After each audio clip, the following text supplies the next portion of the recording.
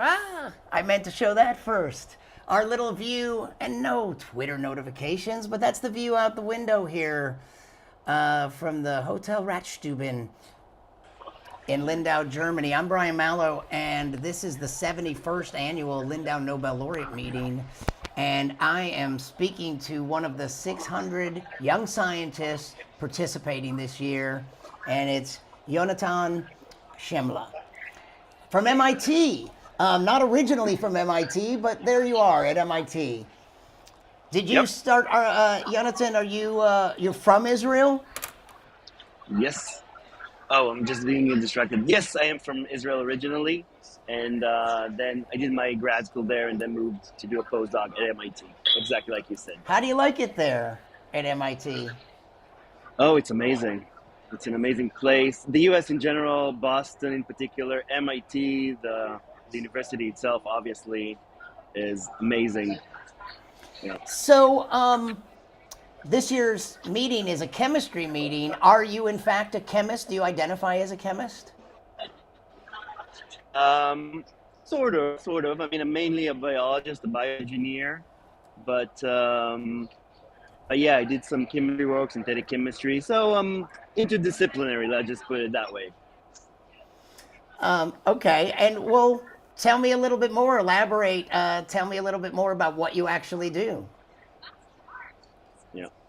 Well, right now I'm doing a lot of mRNA design. So my goal is to find or to have better understanding, study mRNAs to enable better mRNA designs for technologies like mRNA therapeutics or maybe synthetic biology, and how to move genetic programs from one organism to the other. And I'm currently kind of obsessed with one particular event, and that is how ribosomes bind to mRNA molecules. And I think it's very important that we'll figure it out for the technologies I mentioned earlier.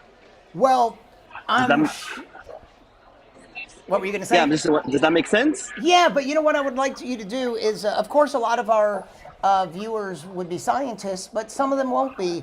But at no time in history have so many people heard of mRNA. Yeah, That's that's why I'm letting myself, jump in the yeah, cold but water maybe with you you. Yeah. can just briefly tell me something about mRNA and ribosomes.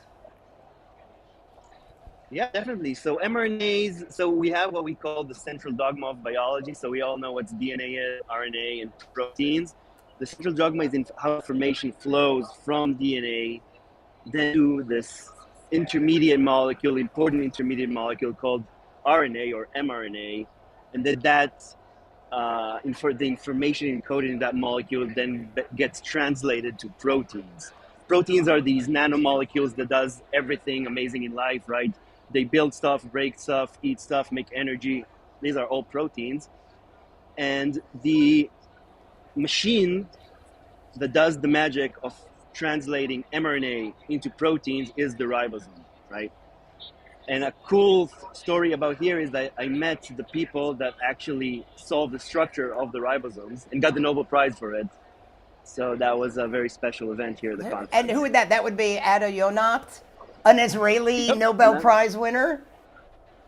And who else? That's one of them. The other is Professor Vanki Ramakrishna. Excellent. Which is American, yeah. So a nice Israeli-American collaboration or a competition. It's actually their story is more of a competition, but right. Yeah, but it's a good story. Yeah, maybe. Yeah. Tell me. So there's so many interesting types of sessions and situations here at the Lindau meeting. Tell me how did you just see them give talks, or did you have a chance to talk to them? What were the circumstances under which you met them? Well, yeah. So we have these several kinds of sessions here. There is some more plenary sessions where just people give talks, but then you have this more intimate, small sessions where you could ask the laureates like things, maybe scientific things, maybe personal things, maybe career things that are on your mind, and you get this very personal answer in a very intimate setting, which is, for me at least, a much more interesting experience. And then there is, you know, in between stuff and in the breaks, you can just approach them, talk to them about science. I just have a very interesting talk with Nobel Prize winner Arya Warshel, again Israeli, but that's maybe a coincidence, not by design. We had this nice informal discussion about how proteins fold and how to control that. But yeah, so overall, amazing experience, no matter the venue or the lecture type.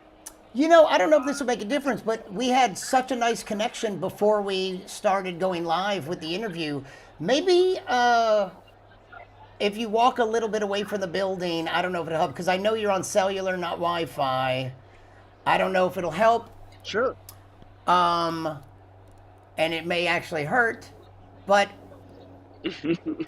you know, there are so many topics that come up at this meeting, and a lot of them are science topics, but a lot of them are science policy and sort of science adjacent, like trust in science. And were any of the themes here particularly interesting to you?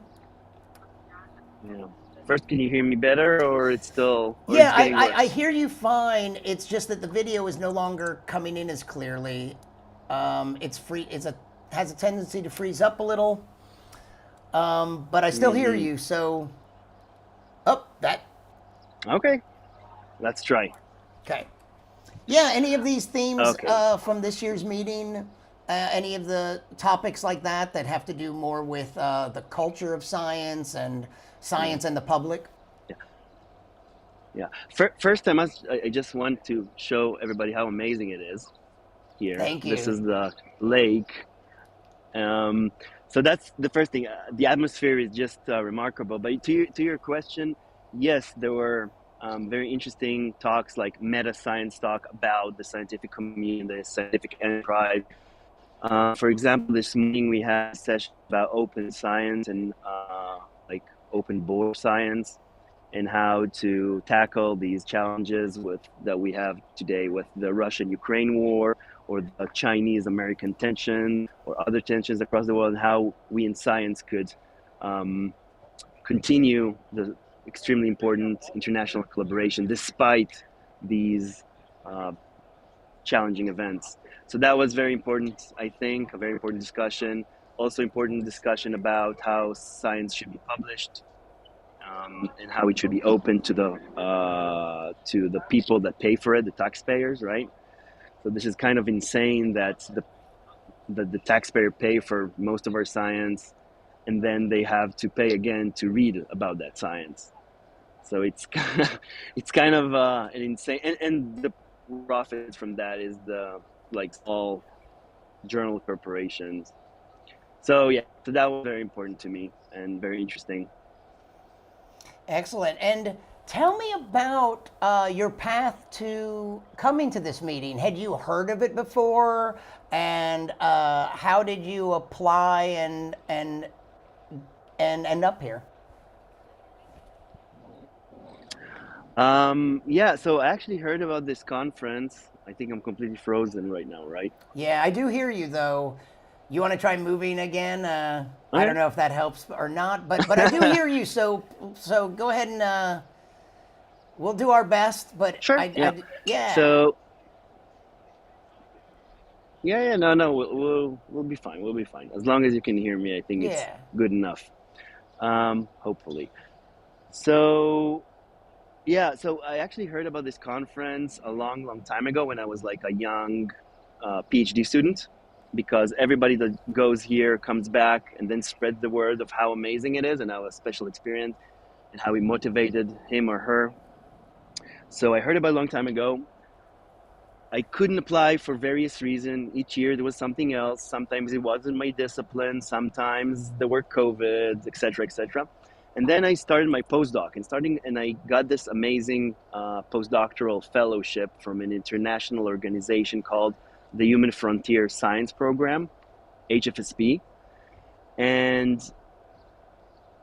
this fellowship, not only that they pay for my or they're funding my project and my idea that I'm doing right now at MIT with Professor Christopher Vogt, More than that, they give me some stipend for travel, for meetings, for conferences. And specifically this meeting, they actually actively encouraged us and they sent us here. So every year they have this kind of a relationship, collaboration with the Lindau Foundation to send awardees here to this conference.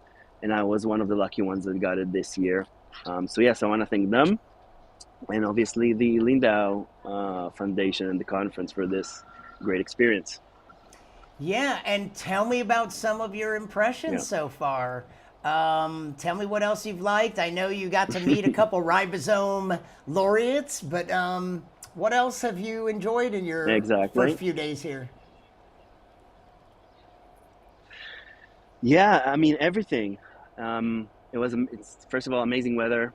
I start each morning by running around the small beautiful island and Nice. swimming at the water in the lake. Yeah, the water is great.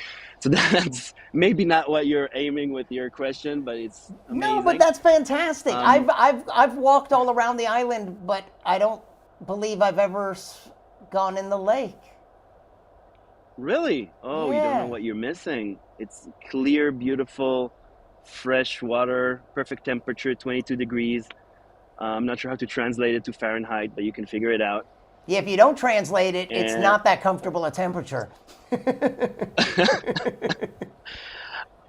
yeah, you're right. But more than that, it's just so packed here with events and great lectures and great ideas of how to communicate between us and between the laureates and between the students. And like every night there is parties and we drink a good time. And yeah, actually, I don't even know what's going to happen tomorrow because I'm overwhelmed with the schedule of today and the next talk I need to go into in like 5 minutes. So I don't even know what's happening tomorrow. I just tomorrow morning I'll figure it out. But yeah, so overwhelming, but um, extremely. I feel like I don't know the world beneficial and fun comes to mind and interesting. Excellent. Well, you know what? I'm gonna cut you free and let you continue. I'm so glad you took the time to speak to me. I had been interested in speaking to you because you actually got to participate. And one of the interesting types of sessions here is the next generation science. So it's not just the laureates presenting to the young scientists. A handful of young scientists get to present their research to everyone else. So tell me what that was like, the opportunity to get up and present your science. Yeah. Well, first it was kind of nervous. It was this huge auditorium where I gave the talk. But more seriously, it was just a remarkable first honor and also a remarkable opportunity to present like my passion and what I'm working on to hundreds of people that are all interested and are all could talk to me about it and could give me new ideas and new perspectives. Maybe just ask like tough questions afterwards, and maybe criticize my work, which is how science works and should work. So yeah, it's just I guess a privilege, Could I and have I you hopefully will elaborate on make that? my science a Did anyone give you yeah. interesting feedback? Any laureates, any young scientists, criticisms or positive? Like, tell me about some of that feedback. Yeah, so actually one of the students came and talked to me after the talk, and he pointed me to this study, which is extremely relevant and actually shows that um, um, some of the things that I thought are not known, and I need to know them. So it was actually an experiment I was planning to do. Someone actually already done it. I had no idea. I somehow missed it, and this guy just pointed me to it, and he saved me, I guess, a month of work of just discovering something that someone else already discovered. So, or maybe yeah. So that was extremely helpful, That's and yeah, fantastic. important. Yeah. It is super cool. I love that sort of thing here. And what about the fact that it's not one discipline? It's so multidisciplinary, and the cross pollination you get from that from someone who's not even quite in your field. Yeah. So yeah, it's beneficial both because the people hear it and maybe have new perspectives of what I'm doing, but it's also just amazingly fun to sit. I sat yesterday at a talk by Dick Schrute, a Nobel laureate in inorganic catalysis, which is a million miles away from what I write in chemistry. And I was just fascinated. I just fascinated by what he's doing. And then I just started thinking about, okay, this chemical synthesis pathway doesn't exist in biology. And then I started thinking, why it doesn't exist in biology? Why does organism didn't evolve to do these things that chemistry can do so much better? And then just this line of thought is something that would never occur to me if I wasn't here to listen to this talk that is on paper something that I would never attend because it's just so far away from what I'm. Yeah. Well, I may have just lost you completely there, at least momentarily, but thank you so much for taking the time. And those were great comments. And one of the wonderful things about this meeting, and we've heard so many different kinds. And in fact, if you saw my last interview, where I went a little brain dead at the end, it was about cross-pollination, a topic that I wanted to touch on because this is very much an interdisciplinary meeting. It's a chemistry meeting, but chemistry is broad. So that was really wonderful. Yonatan Chemla, one of the 600 young scientists here on the beautiful medieval island of Lindau, Germany, where for 71 years the Lindau Nobel Laureate Meeting has taken place. I'm Brian Malow, signing off for now.